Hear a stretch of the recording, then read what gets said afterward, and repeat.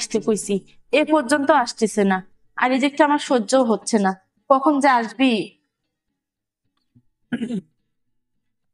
এই যে ম্যাডাম, উম, ডাকিছিলেন? বাইরে অনেক কাজ ছিল। ও এখানে বসেন, বসার কোনো পজিশনে খুঁজে পাচ্ছেন না আপনি।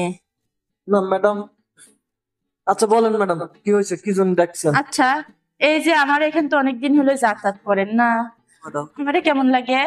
অনেক ভালো লাগে ম্যাডাম। আমার কাছে আসতে মন চায় না?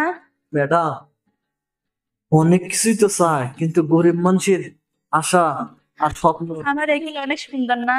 ম্যাডাম আপনার তো তুলনাই হয় না ম্যাডাম। এগুলো তো হাত দিতে মন চায় না? সবকিছুতেই হাত দিতে মনে চায়, কিন্তু ম্যাডাম আমরা যে গরিব মানুষ। আরে, এখানে গরিব আর বড় লোকের কিছু হলো নাকি?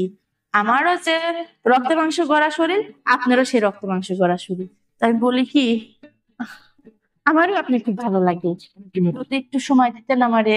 ম্যাডাম একটা কথা বলি, আপনাকে না আমার অনেক ভালো লাগে।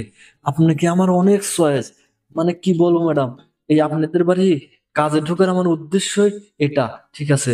কিন্তু তাই না? ম্যাডাম আপনি যেহেতু আমাকে অনেক ভালো লাগে, আপনাকেও আমার অনেক ভালো লাগে।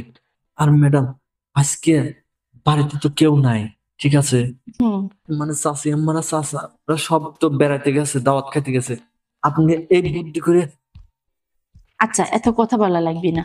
আমার ভাল লাগছে, আমি বিছানায় মিট করতে চাইছি আপনার সঙ্গে। এখন আপনি করবেন কিনা সেটা বলেন। না, এই সুযোগ তো আমি হাতছাড়া করবো না, কোনো সময় না। বিছানা, এই কথাটা আপনি যে বলেছেন ম্যাডাম, এই কথাটা আমার জন্য যে কত সুখবর। তাই না? অবশ্যই ম্যাডাম, দূরে কেন? আরো কাছে। ঠিক আছে ম্যাডাম, যত কাছে নেওয়া যায় এত কাছেই আসি। ম্যাডাম আমার মনে স্বপ্নটা আজ পূরণ হবে ম্যাডাম। ঠিক আছে ম্যাডাম, আপনার আশাও আমি আজ পূরণ করে দেবো ম্যাডাম। আর মানে যখন মন চায় হুম। তখনই আপনি আমাকে পাবেন, ঠিক আছে ম্যাডাম? আহ, এই যে ম্যাডাম, ভালো লাগছে না? হুম। আমারও অনেক ভালো লাগছে ম্যাডাম। আপনাকে এত কাছে পায়, এত সুন্দর করে যে আদর করতে পারবো। আহ, আরে, দেখি, উঠেন। এই তো ম্যাডাম, এই হয়েছে। ম্যাডাম আচ্ছা, এখন কেমন লাগলো? এখন ম্যাডাম মনে হচ্ছে গাটা একবারে পাতলা হয়ে গেছে। তাই না? এখন গা পাতলা হয়ে গেছে। জি ম্যাডাম।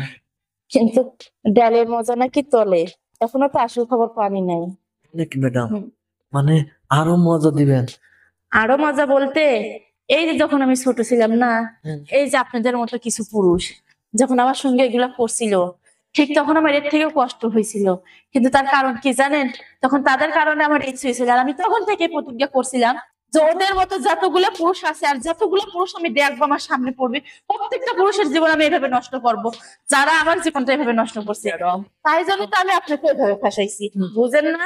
ম্যাডাম আপনি আমার সাথে এটা ঠিক না ম্যাডাম, আপনি আমার জীবনটা নিয়ে নষ্ট করলেন আমাকে। এই আপনার কথা ছিল, সেদিন আমি খুব বলছিলাম আমাকে ছেড়ে দাও, আমাকে কিছু করো না, আমাকে ছেড়ে দাও, আমি পারতেছি না, আমি ম্যাডাম কষ্ট- সেদিন আপনাদের মধ্যে ওরা পশুধারী পুরুষ গুলা, সেদিন আমার কষ্টটা বুঝছিল না, আমি খুব সিক করে পারছিলাম।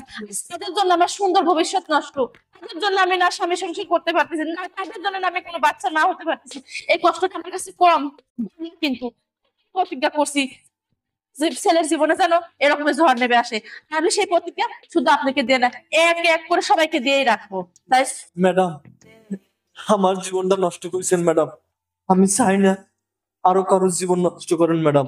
তাই আমি জোরহাত করছি ম্যাডাম, আমার যা হয়েছে হয়েছে, আপনি আর কারোর জীবন নিয়ে খেলেন না।